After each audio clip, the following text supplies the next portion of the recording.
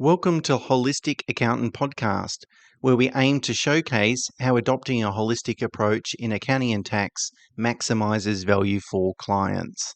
Beyond traditional tasks like preparing financial statements and tax returns, a holistic accountant focuses on offering advice that maximizes personal wealth on an after-tax basis. If you enjoy this episode, please consider leaving a rating and sharing it with those who might also benefit. And to ensure you stay updated, subscribe to our weekly email. The link is in the show notes.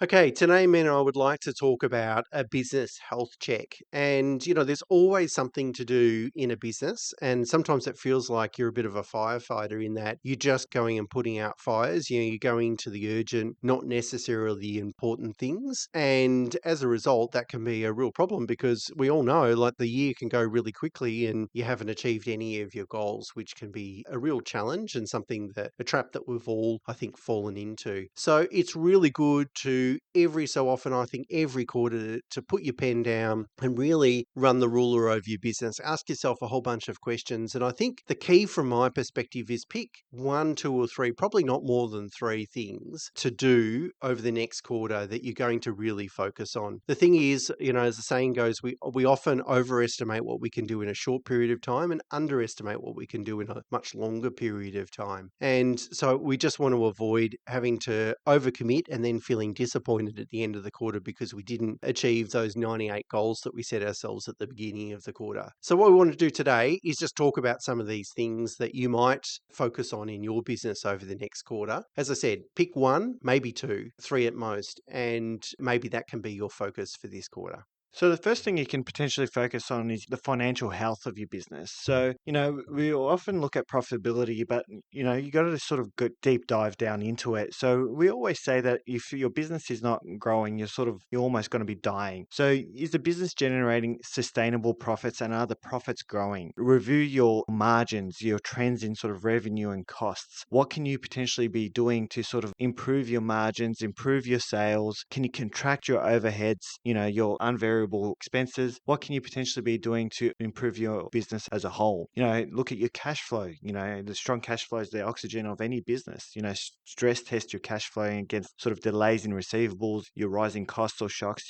There's a lot of industry disruptors that we sort of talk about often, things that you can affect, the ability for your clients or customers to pay. There might be events such as COVID. I know they're sort of, once in 100 years sort of life events, but there might be pricing shocks that might affect your business as a great deal. So what can you do? How can you stress test it to make sure that your business can still be sustainable in such an environment? Lastly, look at your balance sheet. How strong is it? Look at your liquidity, your net assets, your debt levels, and your working capital. How much cash do you have? What's your rainy day sort of reserve? Should you need to pay debt at a fast rate or reinvest in your business? What does that look like? And just to piggyback off that, maybe that's the best question that you can ask your holistic accountant. What is the one financial thing I should focus on over this quarter? Because quite often in business, we're price takers in a lot of different categories. So there's not a lot we can do to, change the revenue or expense, but there's typically, just one or two levers that we can pull that can have a really big impact, like pricing. We've talked about pricing before. That's a really great example. The next thing to think about is really, we'll put it into sort of the category of client and marketing health. So things like client concentration, revenues, and where all that money is coming from in terms of your revenue. So are you relying on one industry or one particular client too much? Did you plan to expand your business into other industries or product categories? And how have you been able to achieve that? Thinking about client retention and satisfaction,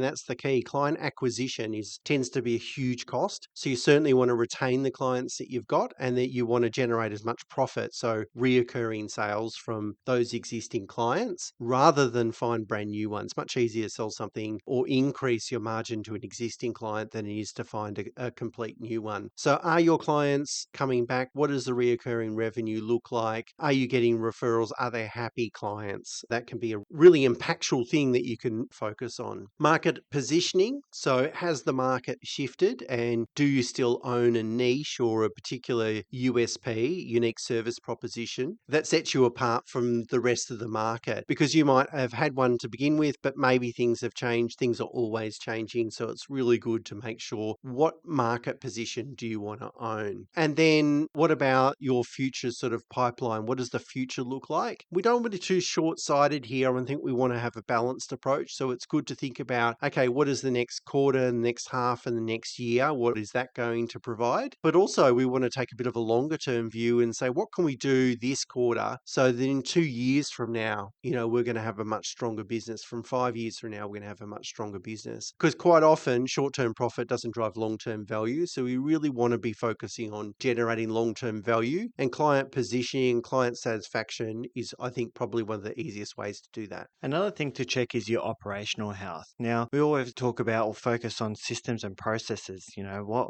are we experiencing bottlenecks? Are things breaking down in terms of our output, and how do we sort of achieve scale without things sort of breaking down? And the questions to ask yourself are, what do we really need to do to achieve that scale? How do we improve our systems and processes so that we can scale? So things to focus on is technology, for example. Are you leveraging the current tech for efficiency, or are you behind your resources? Have you got enough resources, or can you sort of benefit from offshore resources as an example, sort of to get some better margins? And what are your risk management policies that you have in place? If a system or process breaks down, what backups do you have? What contingency do you have? Do you have insurances around cybersecurity? Do you have an IT team behind you to support you and be prompt in actioning sort of tech breakdowns? Or is it more so around, if you're in the manufacturing industry, what engineers, what support team do you have so that your output isn't affected? So these are all the kinds of things that you need to think from an operational standpoint to help you to ensure that you're well and truly covered. The next thing is people and culture.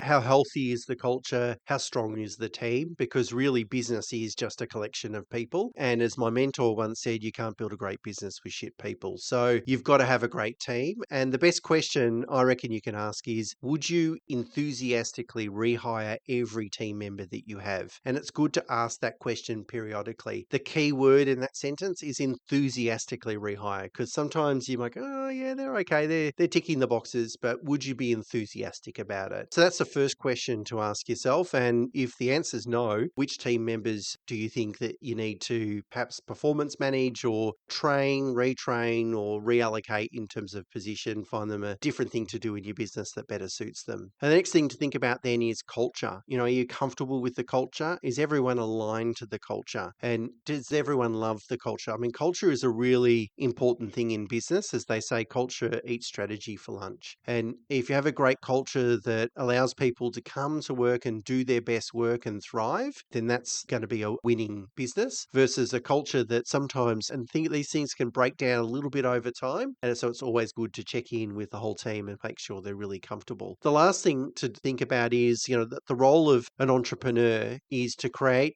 fantastic systems that allow your fantastic team to deliver exceptional results. So what are your systems looking like? Can you give your team any tools to help them achieve better outcomes and work? And do they feel supported? And then just off the back of that, let's talk about strategy, sort of your vision and direction. Is there a sort of a clear strategy that the staff can articulate and understand? I know internally we use Jim Collins's flywheel sort of methodology to help the sort of staff to visualize what we're trying to achieve and what our goals are here at Pro Solution. So something of a similar concept, and we put it all over our office here. We sort of revisit it at least on a monthly basis so that staff are across it. And then we then look at what's our competitive advantage, what makes you different to any other business in your industry, and how is it still relevant? So what's setting you apart from the rest? And if you don't have that, then you're just going to be a price taker, and then you're going to be really just a dying business. And then what is your discipline around the execution of this strategy?